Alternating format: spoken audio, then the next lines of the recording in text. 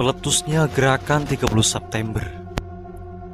Pada saat masyarakat menghadapi kecemasan dan juga kekerasan dan teror berkepanjangan yang dilakukan oleh berbagai aksi beserta segenap organisasi Nevannya, baik dalam propagandanya yang anti agama, penyerobotan tanah, dan penyerbuan kantor organisasi sosial. Maka tiba pada pagi atau pada tanggal 1 Oktober 1965, masyarakat dikejutkan oleh adanya kabar bahwa terjadi pembunuhan para jenderal pimpinan tinggi Angkatan Darat. Tentu saja berita itu semakin memperparah kerisauan sosial yang selama ini mereka hadapi dengan penuh ketidakpastian. Ketika keamanan telah tidak lagi ada jaminan, termasuk bagi pemerintah sendiri dan aparat terpentingnya, yaitu angkatan bersenjata.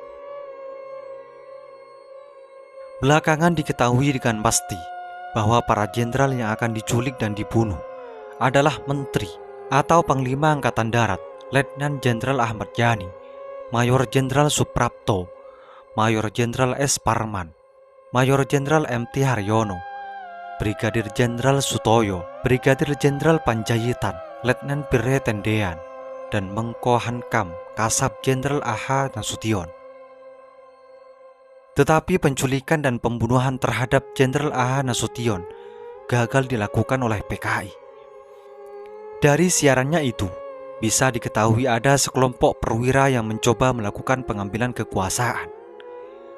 Gerakan yang dilakukan pada 30 September itu dipimpin oleh Letnan Kolonel Untung, Komandan Batalion Kawal Kehormatan Cakrabirawa, bersama dengan Kolonel Abdul Latif dan Brigadir Jenderal Suparjo.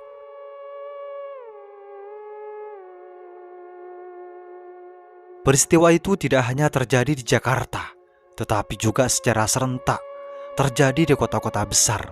Seperti di Jawa Tengah, gerakan ini dipimpin oleh Kolonel Sahirman dan Letnan Kolonel Usman.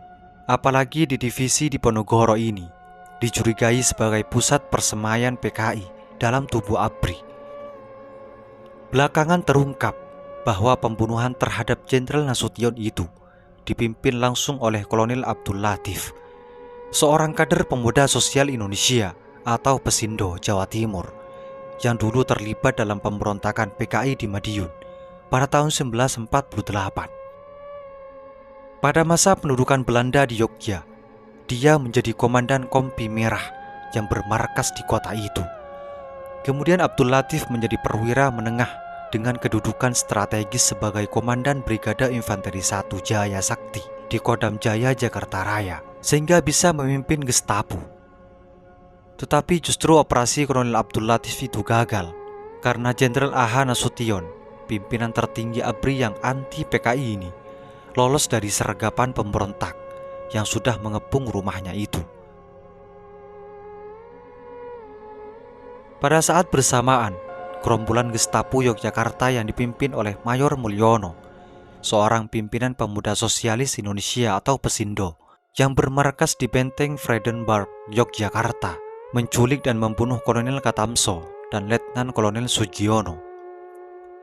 Pada saat itu juga, kelompok penculik itu juga menduduki berbagai objek vital seperti RRI di kantor telepon yang langsung digunakan untuk mengumumkan perbuatannya.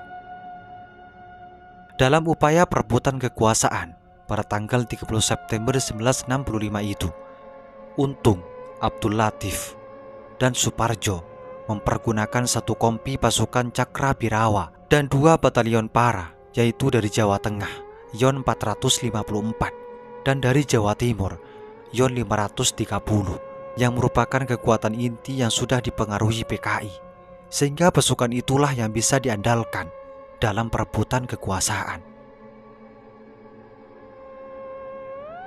Itulah awal mula meletusnya gerakan 30 September.